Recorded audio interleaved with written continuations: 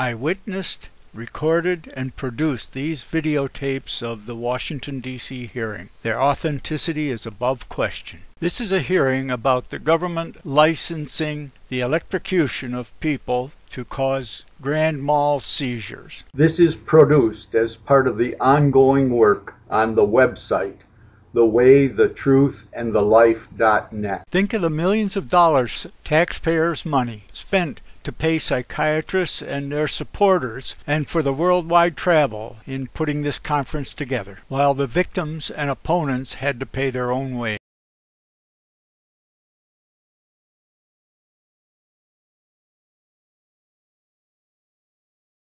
It's the most interesting phenomenon because there are no studies that indicate that ECT improves suicide rate. The one study that's continually mentioned is Avery and Winter. It's a 1976 study. And let me quote to you from the study because this comes up. In the present study, treatment was not shown to affect the suicide rate. Avery and Winter, 1976. In the present study, treatment was not shown to affect the suicide rate. All it was shown to affect was the mortality rate. And the mortality rate was mainly that the patients with ECT had fewer cardiac arrests. I'm very familiar with this study because it comes up frequently. Dr. Fink, who stands behind me, mentions it not specifically as reducing suicide, but right after a paragraph about suicide. He says in one of his works, Avery and Winter show a reduction in mortality. People have picked that up. I have at least 4 occasions now where Avery and Winter have come up, have reread the study, have quoted the study in public. It comes up even in lawsuits. All the study showed was that the suicide rate was not affected by electroshock treatment. My guess is that Dr. Foster didn't read the study, that he picked it up because he wouldn't do that. That he picked it up, he wouldn't misrepresent it, that he picked it up from other sources who frequently review it as showing a reduction in mortality. Why are we hearing only about one study, and why does that study turn out to be wrong? There are other studies that I reviewed in my book. We have a study by Peacock, Eastwood and Peacock. We have a study by Costello, which showed no effect on the suicide rate from electroshock treatment. It's the critical issue. There are no good studies showing that it reduces the rate. The only study that's mentioned by everybody is this Avery and Winter, and it doesn't show that at all. It's a house of cards when it comes to suicide. I think that for the purposes of trying to continue to clarify this, would anyone like to speak specifically to the issue of studies and the reduction or not reduction using ECT for acute suicidal risk? Are any of the other speakers who'd like to speak to that specific issue where that was word? What we're doing is... Dr. Fawcett responds to whether he's read the study. I think he's a man of conscience.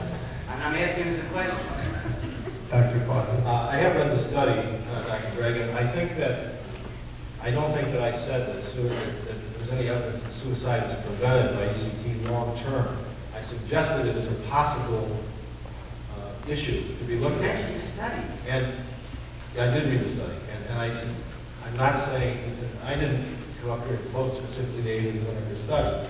I think there's a suggestion that suicide may be prevented acutely, certainly, because of the more rapid onset of effect of ECT.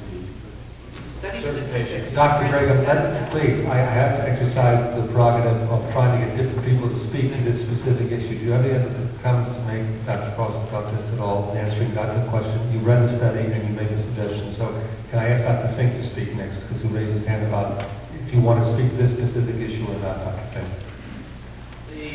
The issue of suicide and convulsive therapy is a complex one.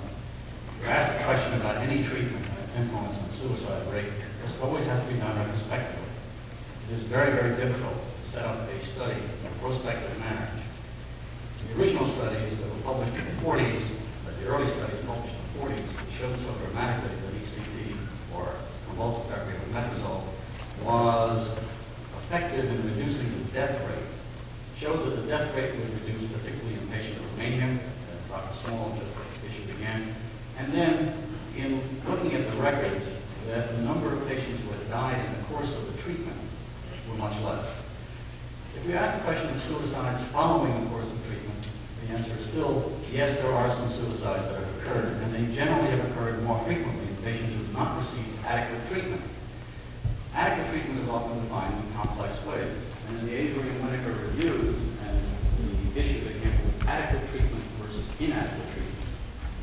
In the adequate treated group, the death rate was lower than in the inadequately treated group.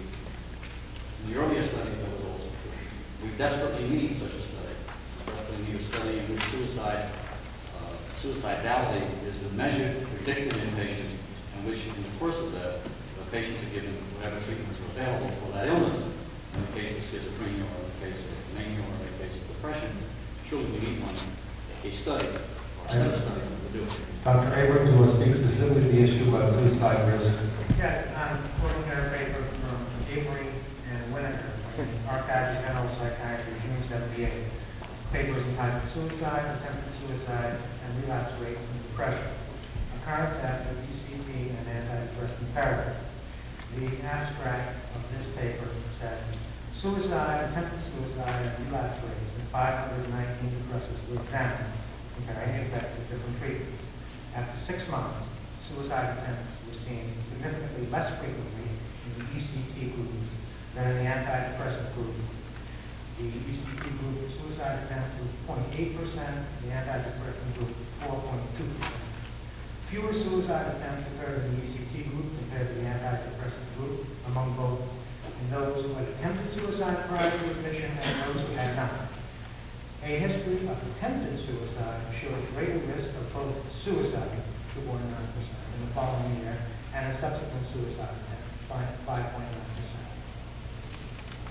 Thank you. I'd like to go on now to the rest of the format of the discussion. If the panelists don't have any other requests about this issue. Gentlemen over there, please. Yes, Dr. Chris Freeman, University of Edinburgh. I'd like to just draw the panel's attention to one point from Professor Brandon's paper. He reviewed 6 British studies comparing sham with real ECT. The first 4, or the first 5 of those, I think, can be criticised on the ground that every author found what he was looking for. In other words, the author confirmed his view that ECT either worked or didn't work.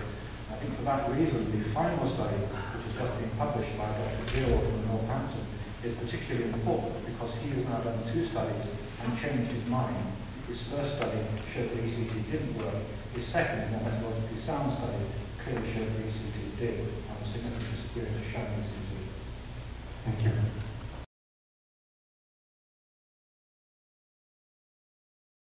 At the FDA hearings, the testimony on the reclassification of electroconvulsive devices cited the literature as whether signed or false, typically about 150 joules of energy in a treatment. With the new Thymatron electroconvulsive device, if you check out at 400 volts maximum of 0.9 amps and 320 some millisecond pulses. Could you finish up your question, your remarks? Yeah, I would like somebody to tell me. I'm a teacher as well as a physicist, and I brought a kilogram with me. Teachers like to demonstrate. Now, this is a kilogram. It's 2.2 pounds, heavier than a hammer I used to hit a nail. I wonder if possibly like Dr. Stein could tell me how high I would have to drop this kilogram from in order to have it hit the ground with 150 joules of energy. I don't know if that question is in the purview of the panel, but that should be the point. I'd like to go on to the next person. This is only 10 joules of energy. You're talking about dropping it from higher than a 5-story building. That's physics. Supposedly in pre-med backgrounds. Thank you. I never got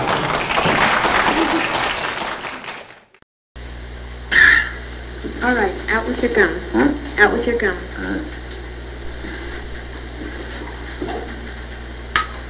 Okay, this won't hurt. It'll be over in just a moment. Uh-huh. What's that? Conductant. Oh, dab will do you. Right, Mr. Jackson? Open your mouth. What's that?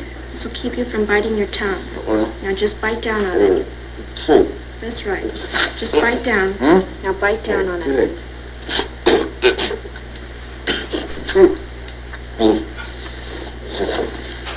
Are you ready?